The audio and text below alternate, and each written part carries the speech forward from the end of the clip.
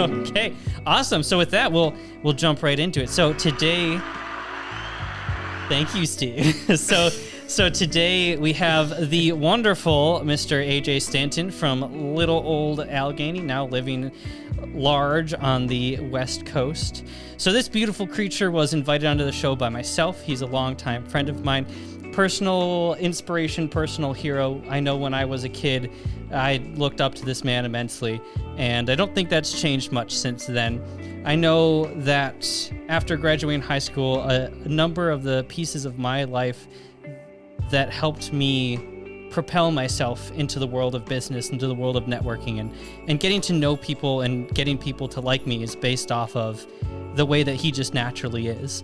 And that was an incredible part of my life, and now I'm super thrilled to be able to bring him on today.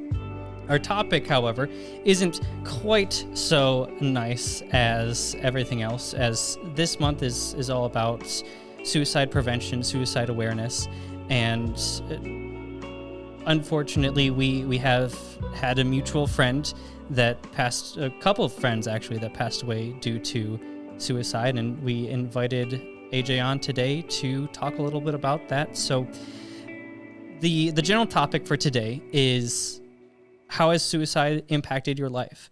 And I will open with that question because I posed it to you earlier, and I'm hoping you have an answer. So, Yeah, I'd like to thank you for the very, very kind introduction. I wasn't quite expecting that. So, but honestly, as far as the impact of it goes, I would say it really just kind of, oh, it's kind of hard. It's everywhere, it's every single facet of your life, every single part of you, every single little tiny bit, especially after losing a close friend, is it's going to be impacted, and so trying to really summarize all that, it's kind of difficult, except you can, I guess, say, it's really impacted everything. I don't think I'd be the same person now doing what I'm doing now, where I am now, if that never happened. And there's a lot of what ifs we can ask, and what could be's, but unfortunately, we, all of us who are still here carrying on the memory, is it's you can't really, I guess, dwell on that. But I guess I'm getting a little ahead of myself there. So, No, but yeah. yeah. It's interesting. It's a tough one to start off on. Yeah. Let's just jump right into suicide. Great. Yeah, that's our topic. We're doing it. So. Yeah, it's like my dear old dad always says, you can deal or you can dwell. And I've learned, not just through the people that I've lost through suicide, but the people I've lost through, whatever, whether they're gone from my life or they're still alive somewhere, or there's some relationship that hasn't healed. All those what ifs and all those could have beens and all of those things are just there's nothing there, because you have to be able to pick yourself up and move on in spite of that. Yeah, definitely. I've lost 2 people to suicide in my life. One of whom you both know, and that was my first experience with losing somebody to that. And the second person was my uncle, Mark. And,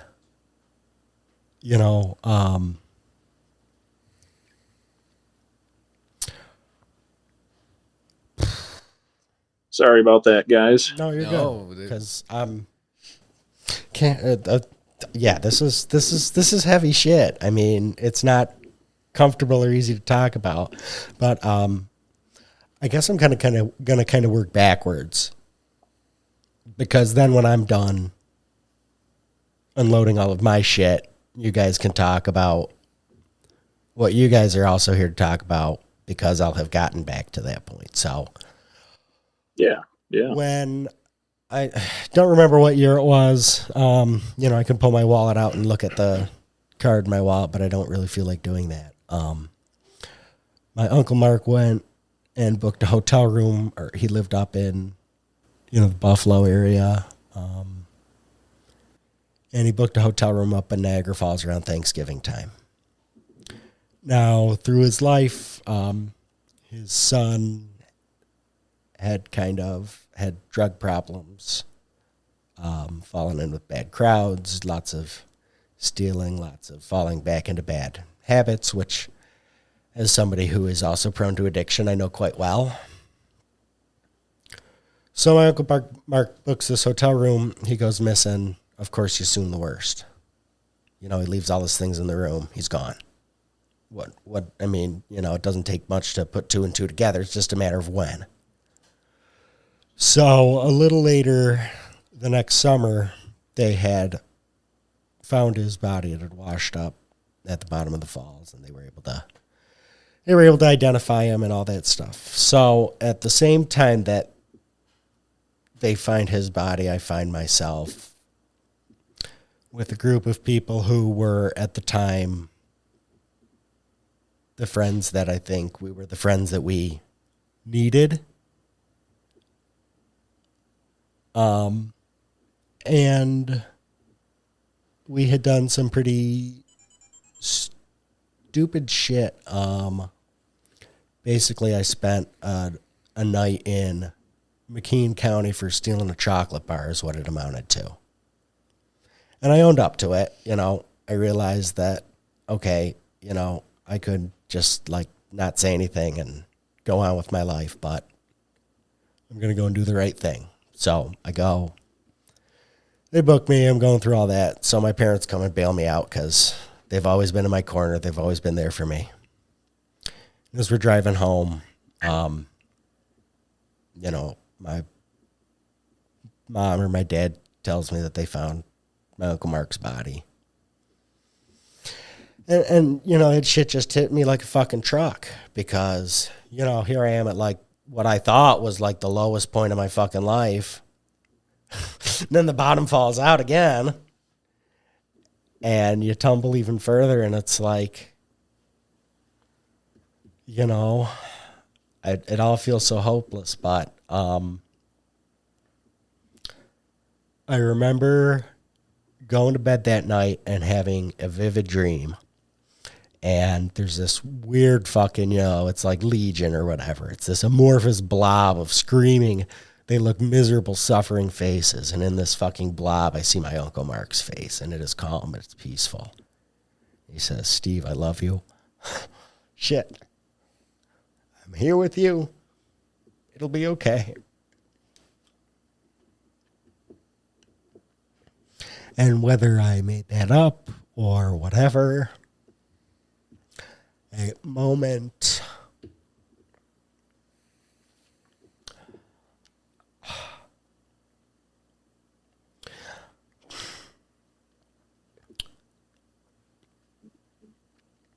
it galvanized me to start making better choices, because I saw myself doing to my dad what his son was doing to him, what had done to him.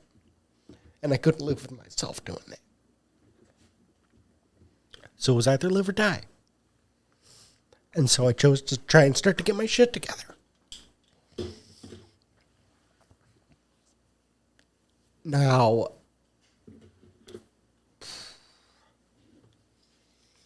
that was the second time I dealt with the loss of someone in my life. And that one's a little more raw and a little more personal, because it's my family. The first time I lost somebody to suicide was my coworker, Justin. Justin was quite a bit younger than I was, we worked at Tops together. I would be at the service desk. He would be stocking shelves and shit. And, you know, I didn't really, like, have a relationship with him outside of work. We would kind of hang out. We would kind of, like, you know, shoot the shit. When Everybody Walked the Dinosaur would come on the radio, he'd always make it a point, if I was working, to come out and do a little dance for me. We'd shoot the shit. You know, he was a funny guy. He was a great guy. And it was winter, like, I think it was close to Christmas. If you're talking about Justin, it was 12/12/14. Yeah, okay. So it was the night, literally the night before. I had gotten off of work. Justin had gotten off of work, and Melissa, who is somebody that Brian and Noah know through me, she's my ex-girlfriend. The three of us, we were all working at Tops, and we'd all gotten off of work at the same time, which, you know, usually it was like, that didn't really happen. It was always like, you know, a little stilted. Maybe we'd get off and, you know, oh, hey, I'll see you later. I'm going home. You got another half. I guess I got a half hour left. I got another hour and a half. Okay, I'll catch you next time. But we'd all gotten off. So we were hanging out, kind of shooting the shit, sitting in my car, smoking cigarettes. And it was the first time that really I'd gotten to sit down and, like, actually talk with him outside of work, like, and just have a conversation, like, totally removed from the clock, the pressure of I got to get back to work. And it was, you know, chilling, you know. We were both like, yeah, we should hang out more. And, you know, it was like, fuck yeah. Social rank leveled up. I unlocked the ability to hang out with Justin off the clock. Sick. I was, you know, it was milestone. It was cool, you know. And I don't know if Mel and I were really a thing at that point, but we had kind of started seeing each other, and, you know, we both, you know, like Justin and all that stuff. And, you know, I remember the next day coming into work and clocking in, and, you know, I was kind of in a rush because I think I was running a little late. I had to work at the gas station. So I clocked in. I kind of ran out to the gas station real quick, and I don't remember who was out there, but they said, you got to go back inside. They need to talk to you. And I'm like, oh, fuck, what the fuck? I didn't do anything. The fuck did I do? Was I short last night? You're wanted in the principal's office. Well, I mean, you know, sometimes I'm fucking short and they find it, and sometimes I'm short and they don't. I don't fucking know. But yeah, so, you know, I walk in there and there's a couple cops, and they basically said, you know, Justin had killed himself that morning. And it was just kind of like, oh, okay. What the fuck? I just saw him the night before. And I mean, you know, all those usual questions of, it's my fault, it's this, it's that, it's the other thing. You know, as time passes and you learn to heal and rationalize things, you realize that he made the best choice that he could make with the tools that he had. And he was in so much pain that that was the only way to alleviate the pain that he felt. And that's a damn shame.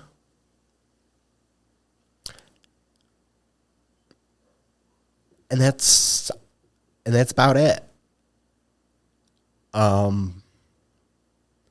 You know, I think maybe kind of in the grander scheme of things,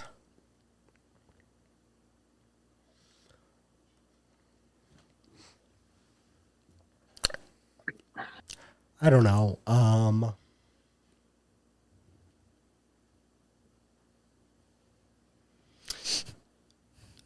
It was tough to deal with for a time. I don't know that I ever really, it was one of those things that I ever really stuffed down so much as it just kind of like, I just kind of had to come to accept it. And I guess I had the luxury of not knowing him that well, and really the hard part for me was being in that direct line of fire, being right next to him, and feeling like there was something more I could have done. And there wasn't. There was no way I possibly could have ever known. I didn't know him that well. And if you're really that committed to it, you're going to do it. And that's your way of saying goodbye. I love you.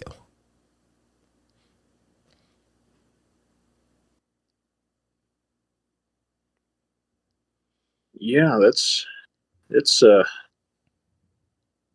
certainly is pretty heavy, tough stuff. I didn't mean to cut in there, but yeah, that's really touches a lot of nerves, So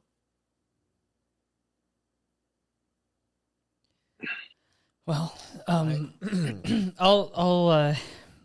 I'll jump in and give another perspective from that day, because we do have this loss in common. And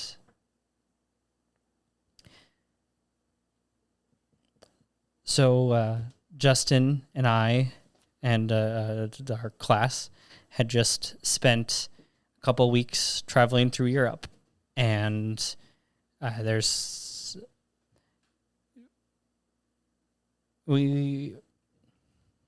think AJ can attest that Justin and I were always frenemies at the best of times. There was definitely compassion for each person, but there was also a vibrant rivalry. And yeah, oh gosh, we spent the entire trip just trying to win the affections of one woman, and she was how deeply shallow. It was so shallow. There was no point to it. It was just, I remember in the beginning he's like, "Hey, I'm going after this girl," and there was like a pause, and I was like, "Bet." And I'll see you there. And it kind of just turned into a competition throughout the entirety of traveling through Europe, and it was it was a lot of fun, honestly, because we were always one-upping each other. There was always someone who was pulling something sly on the other person, and at the end of the day, I did win that competition, even though I ended up going out dating her friend instead. But Class act. that's act. I think that's the best way to explain our relationship. is we were kind of assholes to each other. We were definitely assholes to each other. You win the prize, you Yeah. don't even take it home. You just you show it and then you break it in front of them. Yeah, just for the satisfaction. Just the worst. yeah. And there were definitely signs before I even won the competition, and you see those on reflection. You don't see them in the moment. There are a couple things that I definitely remember seeing that I remember being nervous about in the moment, but it was nothing I ever thought that he would ever act on. And I remember, almost as a consolation prize, I bought him this gaudy as hell American belt that in Spain. And I mean, so it's like in Spain, and it's just covered in American flags, and it's just wrapped in them. It's so gaudy. It's more American than most American things, honestly. And I gave him that belt as somewhat of a consolation prize. I'm like, yeah, I won, but like we're still buds. So here I spent some hard-earned euros to get you this belt, and braved the traffic streets of Spain to do so.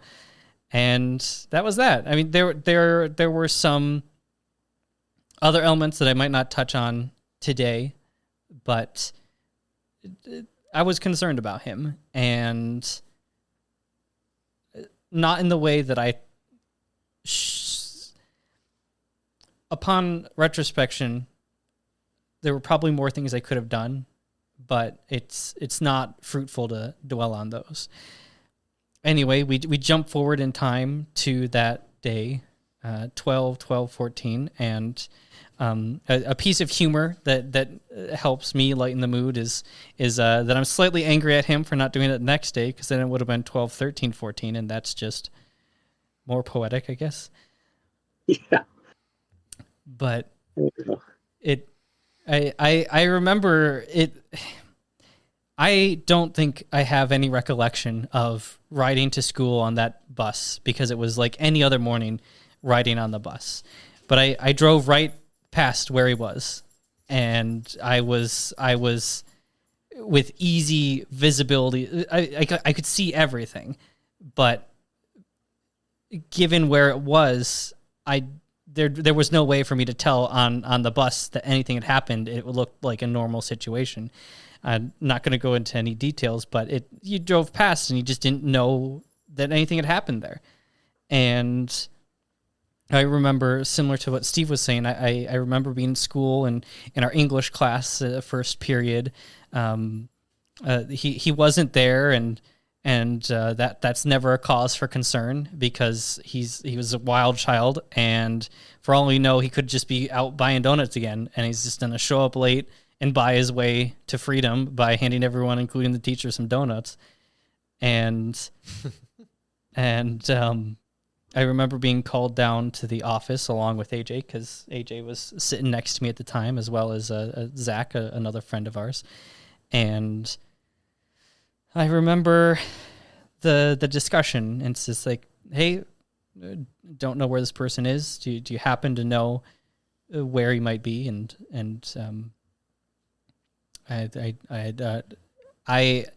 I remember walking back from that meeting and feeling in my gut that something horrible went wrong. If you're open to talking a little bit about AJ, because I know you were walking back in that hallway with me, I don't know what you were thinking in the moment. I'll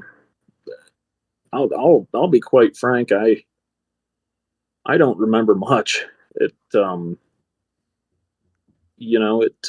happened, and that whole day, just, I can't. It just doesn't. It's not there. I remember, I think I left school a little earlier, and earlier than you're normally allowed out, like 2:30, 3 o'clock, I think. And I was over at his parents' house, and I remember his mom, dad, and I think his brothers were there too, and my parents were there, and there was the gosh, I can't remember if it was the sheriff's deputy or not, but it was surreal. It was like you're watching and experiencing it all third person, but it's just such a that whole event, that whole day was. I wish I could remember more, but it just, when something like you dissociate, and there's like little tiny pieces that you remember, but you're not even quite sure if you quite remember that's how they happen, because you go into a fog, because it's like nothing's quite real in that moment when that reality sinks in. And it's not unlike the death of a loved one, like, a natural death or a car accident or a, whatever. But there's something that feels a little bit different when they did it to themselves. I don't know what it is. I don't know why it feels so much more significant or heavy. And maybe that's just my personal experience with it, because I associate it not just with a friend, but with family. Yeah, and that definitely is true. I don't want to get onto too much of a monologue, but I one of my many jobs that I have out here, I work my nights picking up dead people and taking them to the morgue. Pretty morbid stuff. But I'd say the hardest ones to see are always when a son or daughter passes before the family, like fathers and mothers and stuff. Because seeing the faces and just the emotional reaction that those families have is just there's a certain level of grief, there's a certain level of pain that it just is indescribable. I wish I wouldn't wish it on anyone, but it's and that's something that takes and that imprints on someone for the rest of forever. There's no getting rid of that, getting over it, getting through it. It's there, it's part of you. You can choose what you do with it afterwards, but that's that's pretty pretty tough to see, and it certainly is different than it was the universe's accident. Got T-boned by a bus going Mach 5 on a intersection or something. It's you start asking a lot of what ifs. How could I? How could you? And you start blaming, and it and going from there, it really is tough. I uh, I don't know if I've quite gotten over the blame per se. I haven't talked to his family in a long time, and I don't know if I can. But I drove 1,800 miles to get away from everything, but it's still right there in your face. It's something you have to come to grips with, I guess. And um, yeah, I don't know. I haven't had to think about this in a long time, and it's pretty fresh. I'll say that. It, I mean, I'm not trying to pick at a wound per se, but you did just kind of allude to having moved to kind of get away. Was that the primary reason you ended up moving in the end? So I gosh, I kind of saw COVID-19 was coming. You could see it on all the memes. It was all just replicating, and it was like, oh, yep, China's getting fucked. So I was like, well, that's a pretty crazy disease. I bet you we're gonna get it too. And I figured, you know what, they're threatening lockdowns, so I was like, fuck it, I gotta get out of here while I still can. I was living, I had a nice apartment, and the job I was working on Fords and stuff. It wasn't really my dream job, but you could scrape by. And it was just dreary. That's the one thing I remember about New York was it was just an air of nothing was good, and at least for me personally, not saying that New York's a terrible place because I'd love to go back and visit. The Dismal Valley. I think we all can attest to hear that New York feels pretty dreary these days. So Yeah, it's but yeah, that was one of my main drivers was honestly, I don't want to sound too heady or metaphorical. Well, actually not metaphorical, but I got that covered. yes. Yeah, I don't want to sound but anywho, long story short, it's either move out now while I still can, or get stuck here and potentially lose my job, because if no one's driving, to work, no one's driving. And if no one's driving, no one breaks their cars. If no one breaks their cars, I don't have a job. And then, rent. I didn't know they were going to do that rent deal, which I probably still owe the landlords over there some money, but fuck them. We won't tell them. Yeah. Yeah, if they watch this video, then Yeah. sorry about the carpet spot in the corner. They can leave some comments. It'll help. That's right. Oh, I won't confirm or deny if I was there for that, but that was funny. But yeah, it's so I moved out here, and part of that was, gosh, it's kind of like the middle of the story, I guess. I don't know if you guys want to hear the full story or not. Sure. But I mean, we're in the middle, so we might as well get to the end. Yeah, there you go. So Yogi Berra. Yeah, tell the whole thing. Yeah, Send it, my dude. yeah. So I ended up moving out, and I wouldn't really call it running per se, but looking back on it, I can definitely say I was running from something. I've never been here before. Didn't know where I was moving. My brother moved here, and I was like, oh, cool. Well, fuck it, why not? And so, just ending up out here took about 3 months for me to find a job, I'm pretty sure, just because no one wants to hire some asshole with a New York driver's license in the middle of a town with 900 people in it. Pretty freaking difficult. Now I have 3 jobs, so Nice. welcome. So, anywho, I got out here, got hired on at a tractor dealership of all places. I've never worked on a tractor a day in my life. But it's been all these years, and I guess what I'm really trying to get at is back to the main topic here is all it took was just one pull of a trigger, and multiple people's lives have been, there's tons of people just affected and touched by that. The guy was he was my best friend, and I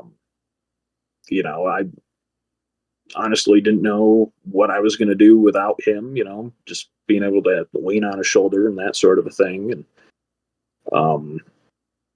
but it taught me a lot too. Taught me a lot of self-reliance, getting out more, kind of living, he was a pretty outgoing person. I definitely can appreciate his his lessons, even though I didn't know he was teaching them at the time, his lessons, and kind of being a better, more sociable person. But yeah, it's tough. I chose not to think about it for God knows how many years, 7 years almost, I think. And there's a couple ways you can handle it, but going about it the way I have, I probably wouldn't recommend to many people. Not that I'm not happy moving here. I just work all the time and don't have any time to do anything I like, I guess. But I digress. That kind of a loss, when you go through that, you're almost you almost want something to take away what you're feeling in the moment. And if there was one thing I wish I could go back and tell myself, is the only thing that'll help you is time. And so instead of time, I started drinking profusely and very heavily. And I've gotten incredibly lucky. I'll just say that. Not going to incriminate myself. I've gotten incredibly lucky numerous occasions. Oh, I And hear ya. oh, sorry, what was that? I said, I hear ya. Yep, and it's I actually last month I stopped drinking a whole lot, and so it was interesting that Brian brought this up to me recently, because without that stuff to kind of numb you and carry you through your day to day, it all starts to come back in increments and trickles. And then hearing that you guys were doing this interview, I, at first I was a little scared because I didn't really want to look in the mirror at all and see exactly, everything that's, I don't know, everything that's weighing on myself as a survivor of him. But I figured that at some point we're all going to have to grin and bear it, and I figured now is the best time, better time if any. There's no time like now. So, but yeah, I don't know. My apologies. I kind of thought I had a train of thought put together for this, No, but I'm gonna jump in a little bit just because I happen to be someone who was along intermittent spots along the ride, but someone said yesterday when I was out and about, they very poignantly called me out and said, Brian, I see that you work all the time. Are you trying to hide from something? And it wasn't Steve. Steve has said that before. I was just He has said that before. I was literally thinking like a minute ago, maybe I was like, you're talking about, getting a lot of distance and, working 3 jobs. And I'm like, I know someone who works a lot to cover up the pain. It's almost like it's a pattern. But yeah, I was called out yesterday and it hurt a lot because I was like, yeah, I feel emotion and immediately pick something up. I feel emotion and now I'm teaching myself guitar. I feel emotion and now I'm running a business and working 12 hours a day because you don't have to think about anything when you're working 12 hours a day. You just need to exactly. Yeah. you just need to make it work. And it's funny because I also think back on that day when it happened, and I remember every detail about that day from the moment we got called down to the office to, which was about 6:30 in the morning, not 6:30. 6:30 is pretty early. It was about 7 in the morning. It was pretty early until about 1 or 3 o'clock. And I remember almost everything that happened in between then vividly. I remember I remember going to the second period class that I was in, and the one in which I shared with Justin, and I got called down again to the office, and it was the humor in it was the first time I saw a couple guidance counselors actually fighting each other because they didn't know how to handle it, and one just assumed dominance and told the other one to get out, and that was pretty funny. I remember thinking, oh God, we're in for it. Our guidance counselors are fighting each other. And I remember being brought to the principal's office, and I saw all the boys there, and I'm like, oh no. It's when you know it's serious, when the boys are all in the office and it's not for anything. I was gonna say we didn't do anything. We've gotten up to some shenanigans, but nothing that day. And I remember him asking, who wants to call first? Who wants to call home first? And I was like, well, I'm at the front of the line. It's the last one in here. I'll make the call. And they handed me the phone, and I heard my mom's voice on the other side of the line. And I remember holding the phone to the side of my side of my head, and then all of a sudden it just clicked that I had a test in chemistry next period. And that's all that I could think about for the rest of the day. I wasn't able to vocalize into the phone. I wasn't able to put thoughts together. I wasn't able to process. I just held the phone up blankly to the side of my head. And I remember staring at the principal and was like, started to panic because I'm like, I can't think of words. Fortunately, my mother's a pretty awesome person. And I heard on the line, I'm coming to the school, because she understood. She just understood. And then the guidance counselor took it over and filled her in on what was happening. But she just knew. And I remember that being a pretty powerful moment. And then I remember we were brought to yet another guidance counselor's room, where we just kind of grouped together and wandered around like shell shock victims, and just kind of quietly observing the world around us. Some people were crying, other people were just kind of staring into space. We went to a good school. They handled it very poorly. And eventually, like, we all got called down to the auditorium. Everyone was told in like one giant group. And then I remember their teacher for second period, who was a new teacher and loved Justin in class because Justin was the one who made the energy in the class. She just couldn't teach anymore. She couldn't function anymore. That class just stopped working. And you started seeing that happen all throughout the school. Classes just stopped. Teachers couldn't think. They couldn't teach. They couldn't do what they needed to do. And students just stopped caring. I've never seen such a total and dramatic flip in a control structure. Like, students just started wandering the hallways. They were just aimless. And no amount of coaxing could rally everyone to get to class again. It was a mess, honestly. And I hope that they've improved their methods of talking to students since then. But I remember what you're talking about, AJ. It was just, everyone was, I mean, I hate to relate it to the opening scene of Saving Private Ryan, but that's what it felt like. It was just a hall full of people wandering around with a shell shock look, and it was not great. It was handled very poorly. And I remember over the speaker, they said, all right, people will start calling parents, school's over.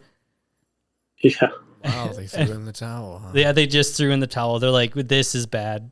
We gotta do more. You got all the people that are genuinely like left in the wake and reeling from this, and then you've got all the other people who are just like, well, everybody's fucking reeling. I'm just fucking whatever.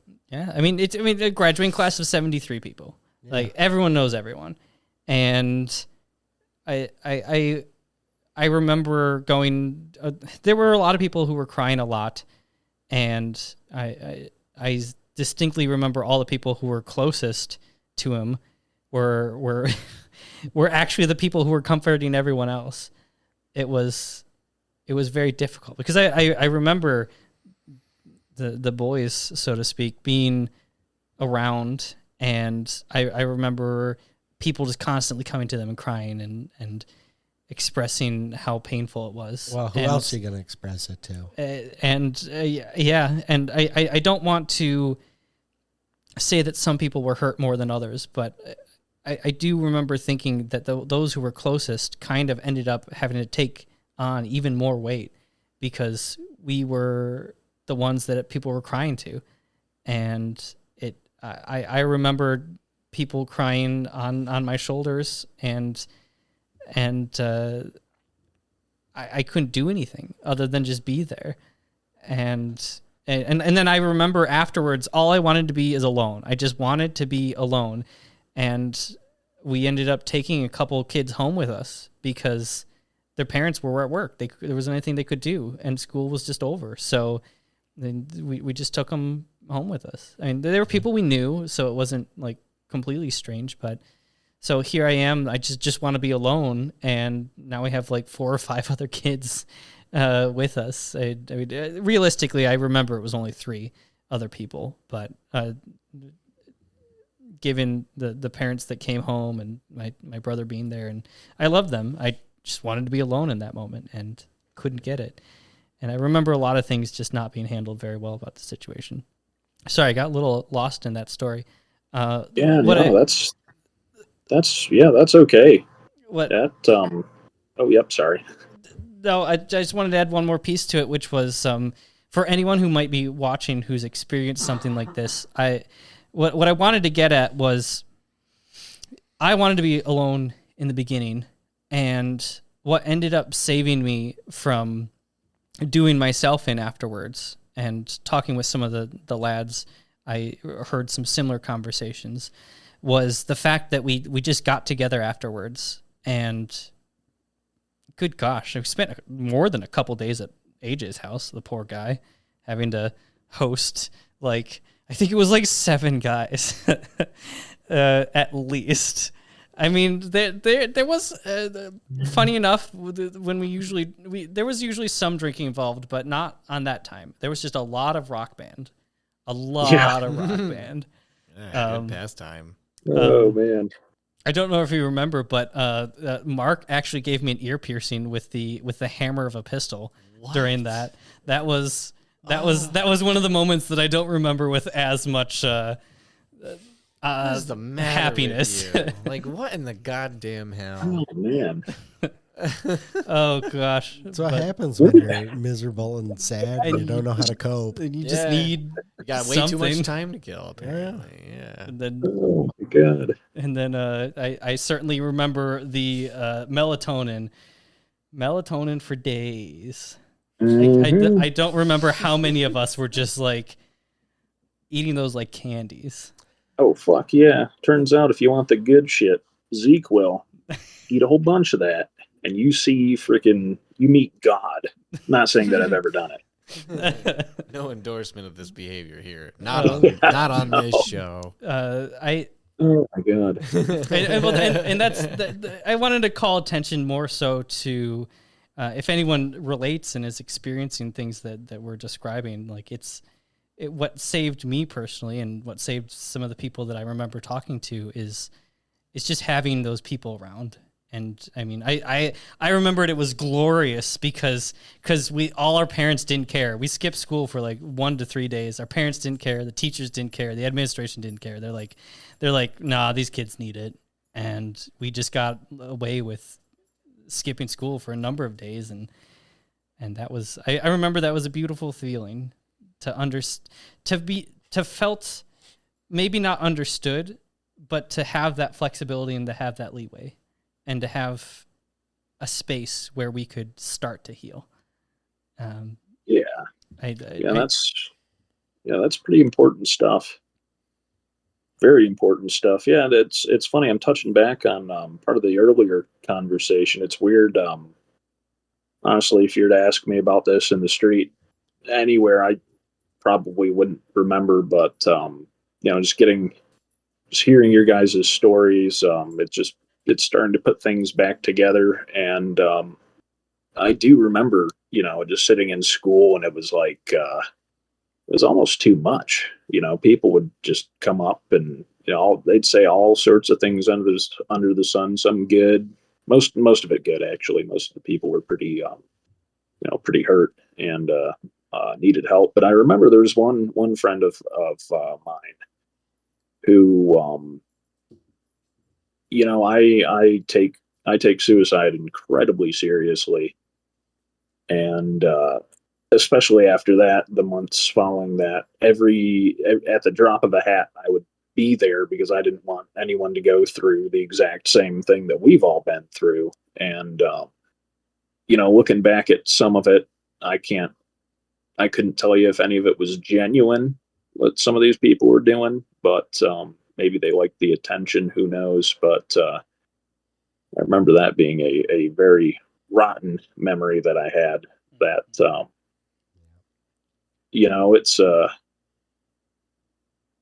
it's funny. I've got this is just kind of more of like an after effect of that sort of situation. But I don't have a single problem, meeting people, making friends, kind of a thing. But usually at the end of the day, the only 2 hours before I'm on call for nights, I just want to go home and don't want to see anyone. I take my phone and pretty much turn it off. And I know I've done it to you guys, Brian. I'm sorry. Um, it's hard to be close to people. It sounds edgy, No. but No, it's no, it it's doesn't. one of those vulnerable. things. Oh, sorry. What was that? I know. It's vulnerable to be open, to be connected with someone, and especially when, I mean, now even in your line of work, you're even more acquainted with the thought that someone can be taken away in a moment. And Yeah, it certainly is interesting, that line of work. Honestly, I didn't seek it out; it found me. Someone I used to work with said, "Hey, I've got this very interesting job, and I think you're a perfect fit." And I don't like hauling dead people, and quite frankly, I think they're pretty fucking disgusting. Fair. Not very YouTube friendly to say, but it's I guess I started doing it more as like just kind of get used to the idea of just death being such an important part of my life that maybe if I saw it more often, I could come to terms with what I have experienced. And I'd say one that sticks with me in particular, I'll keep it short. There was a 26-year-old kid. He actually, my age. He was probably hammered or high behind the wheel of a car, head-on collided with a semi truck. And if you're squeamish, fast forward 20 seconds. But he was in bits and pieces, and going around and picking each and every little tiny part up, because of course, you can't have a funeral without most of the body, right? You see stuff like that, and I was thinking, like, man, this poor kid, his family they're going to be devastated, and here I am picking this guy up like I just dropped a freaking grapefruit on the floor or something. And yeah, sure enough, Jesus Louise, his poor family, they were at the scene in a heartbeat, and just watching all of it from the outside in instead of being part of it. It was tough, but at the same time, it didn't.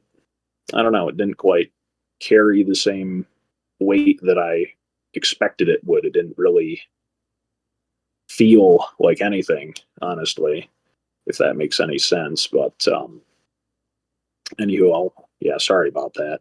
I'll stop.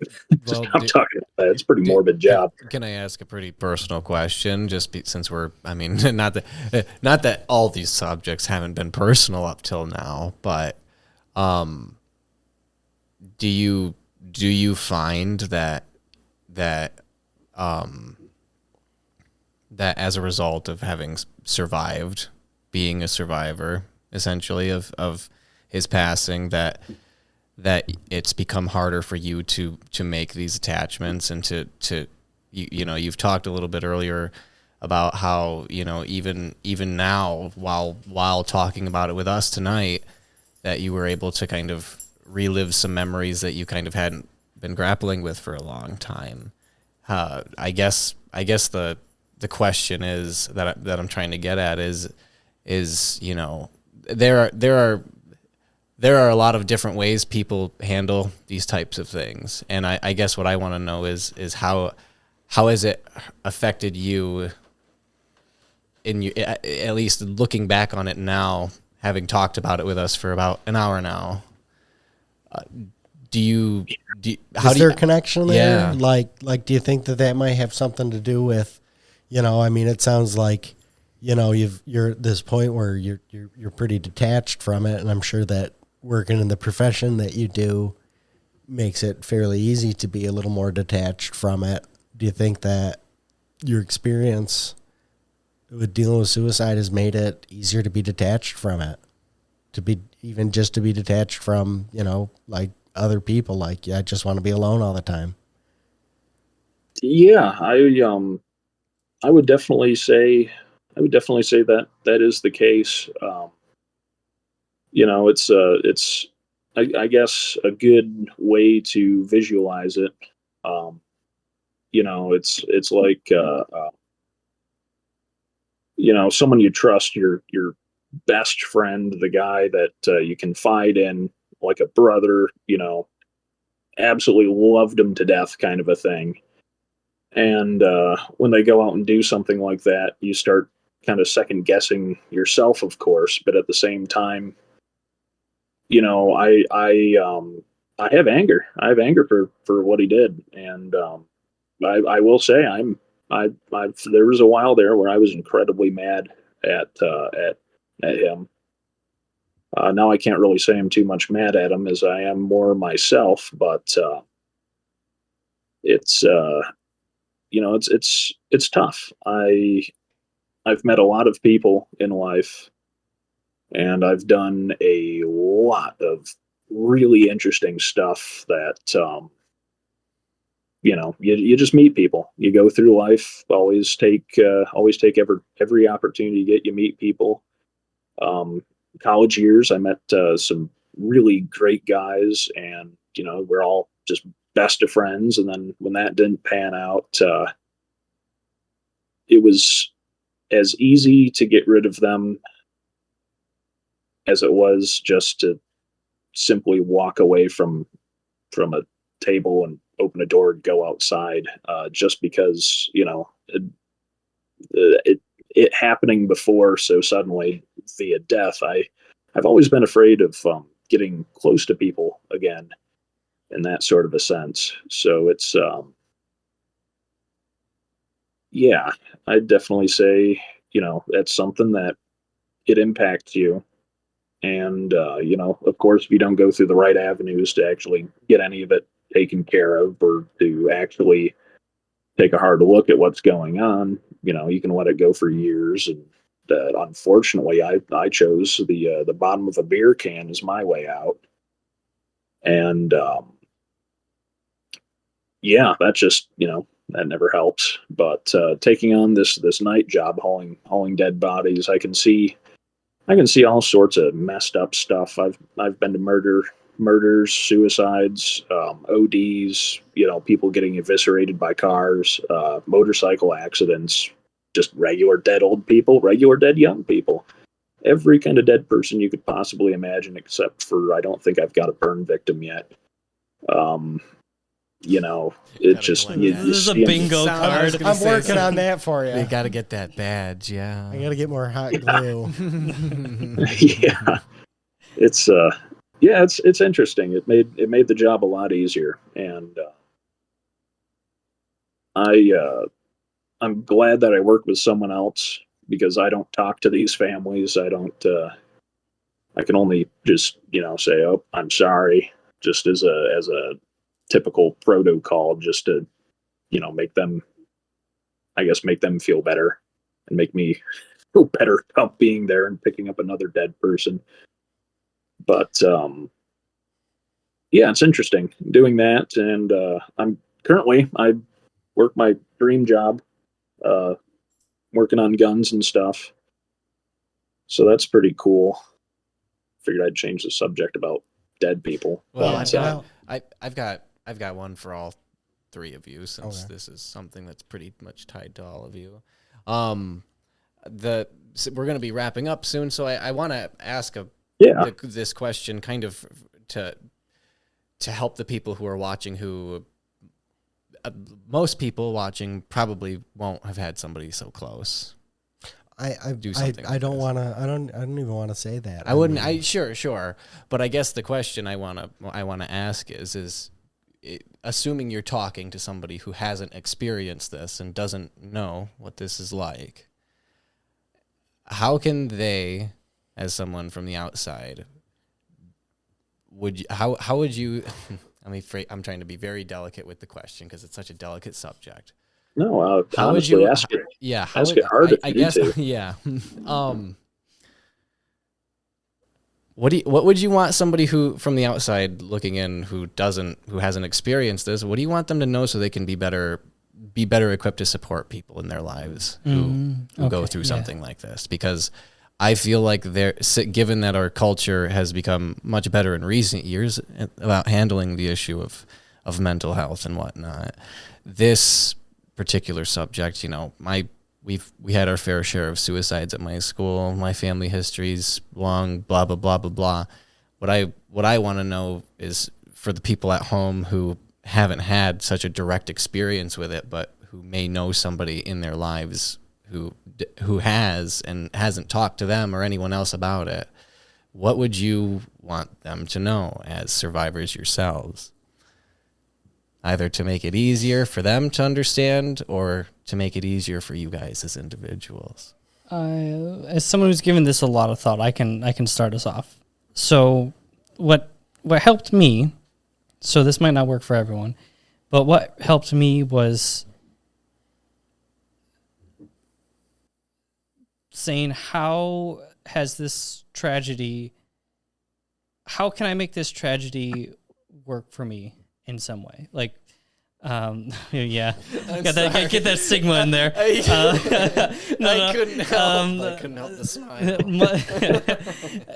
What I mean by that is not like how you can profit off of it. What I mean is, what did this person teach me? I can say with utmost certainty that I would not be where I am today without that happening. I mean, I introduced this by saying how awesome AJ is, and he is that awesome. And there are a lot of other things that have helped get me to where I am today. And one of my rules about just saying yes and allowing myself to live in the moment and accept more of what happens around me is because I needed to rationalize that from his death. And I said, this incredible individual who was so accepting of all things that happened. I mean, he lived in a world where yes and was the rule. And a good example of that, he was driving myself and maybe AJ, I don't remember him being in the car, but I remember myself being in his car, and we were driving to Walmart, and I can't remember if it was him or myself who said, I wonder what kind of bump those like tree plants, you know how it has like the cement and then like the dirt in it for like trees in like the parking lots of Walmart. Yeah. And one of us said something about like, I wonder what it would be like to hit that. And all of a sudden I feel the car accelerate as he just slams on the gas and he's like, we're about to find out. And we just freaking ram that thing. And you hear the car just go, and he's like, that's what it feels like. Oh my God. And so that's who he was. Like the world was yes and for him. And I will never be able to live like him because he is a little crazy. But it certainly allowed me to accept more about the positions that I found myself in. And if I'm going to bring that full circle to Noah's question, it's, for me, I would say, look at the lessons that this person has taught you and how that can be applied to your life. And for those outsider perspectives, the thing that helped him most was just being flexible. And like I talked about earlier, having 3 days off of school and no one hound us, including our parents, was one of the best things that could have possibly happened. And I know that I would never have been able to start the healing process if that didn't happen. Steve? Yeah. Is that me? Or do you want to go, AJ? Oh, no, you can go. That's Okay. That's cool. Yeah, well, I mean, I think that, again, I have to, go through the totality of the circumstances, in my Uncle Mark's case, losing a family member. I mean, it's like a piece of you dies. And, my dad calls me Mark all the time because I look like my Uncle Mark. So, it almost feels a little more personal when, I throw that dynamic into it. And it's that same part of me that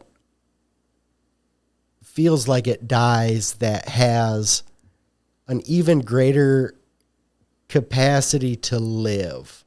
And not just to live, but really to like do something with it.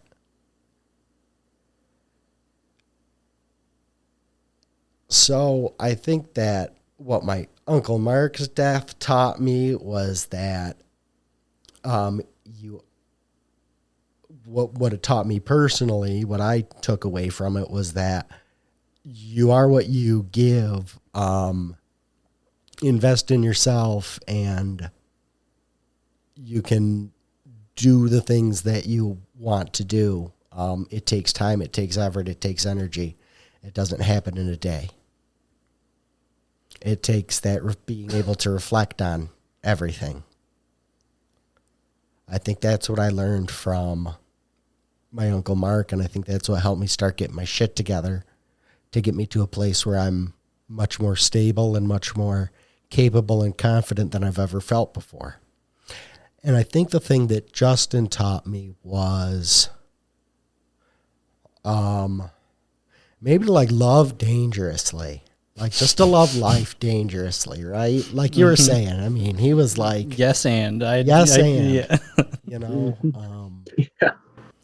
like let it fucking fly. Be yourself. Like don't hold that back, cause that's what's beautiful about you.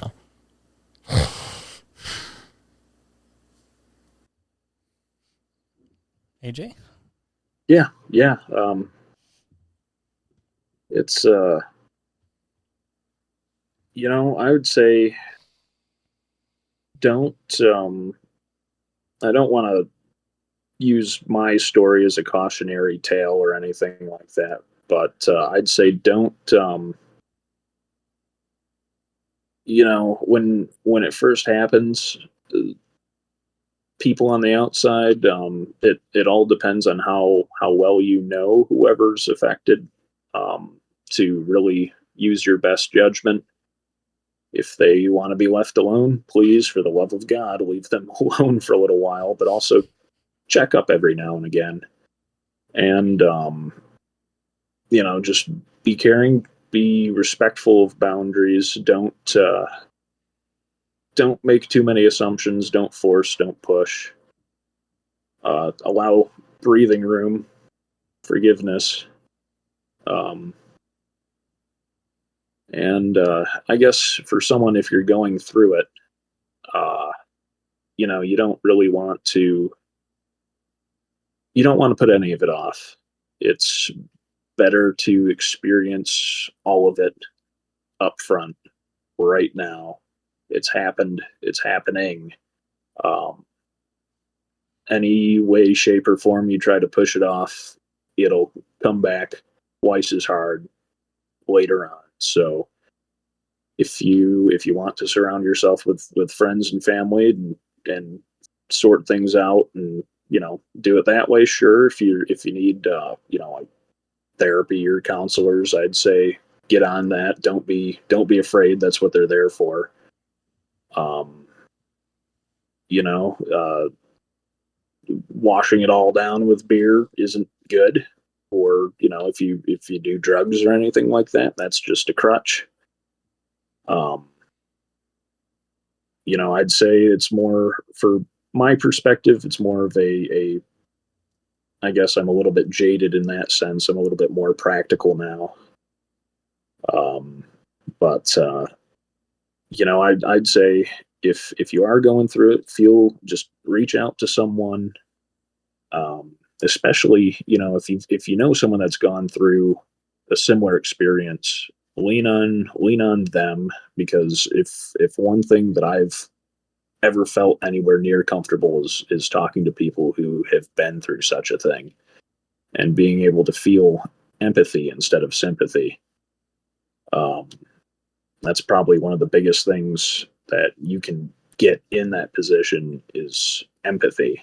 Just knowing that someone else has been through it and they're alive and they're obviously we are our largest critics. we judge ourselves tenfold compared to what anyone passing on the street or any of our friends or family would. And so just being able to see that person doing well should be, it's good motivation for you to do well and pick up and move forward. I don't believe in saying moving on per se, but moving forward is where you have to go. And the lessons I've learned is, grab life by the horns and just go with it. That's one thing I can definitely say he taught me was, there's no sense in being shy or being holed up. There's no sense in, someone comes up, oh yeah, do you want to go hold dead people? Yeah, fuck it, why not? Or hey, do you want to? Oh hey, yeah, our gunsmith just flaked on us. Oh yeah, I'll do that. Or hey, I've got animals on a wildlife refuge. I need you to take care of them, or need someone to help take care of them. Yeah, sure, why not? There's a lot of opportunities, a lot of good people you can meet along the way, as long as you just let yourself get out there and really experience life, and don't if there's anything you can learn from someone's passing is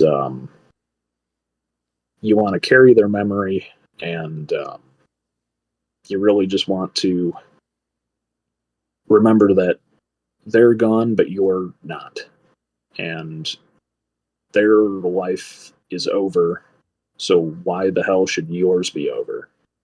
And the answer is obviously it shouldn't be, and you can keep going from there.